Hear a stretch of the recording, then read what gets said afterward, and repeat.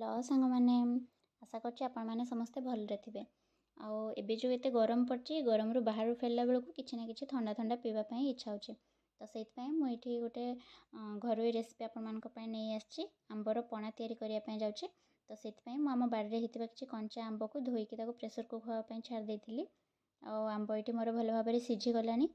तो सेइथिरु मु सब पल्प गुडा को बाहर कर नेछि। आपण माने टिके चेष्टा करिवे बेसी खट्टा न होइथिबा आंब को नबा पई कि कहीं ना आंब जदि खट्टा होइथिबो हमको अधिक सुगर मध्ये यूज करिया पई पड़िबो जोटा कि देह पई खराब हिताए। तो ये आंबर सब पल्प को बाहर करके मु ब्लेंडिंग जार रे दे देछि।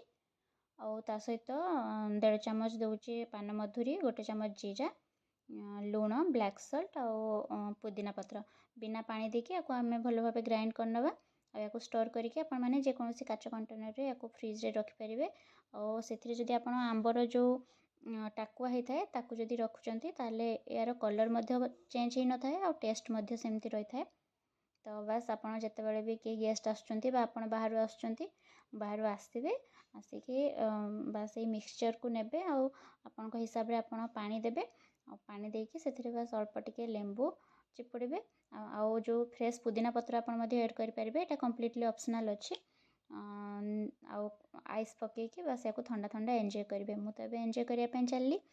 तो आपण मैंने निश्चिंत या ट्राए करूँ ये आंबर पणा को पूरा घर उपाय प्रस्तुत होता है और देहपाई बहुत हेल्दी होता है बाहर मिलता कोल्ड ड्रिंक्स अपेक्षा।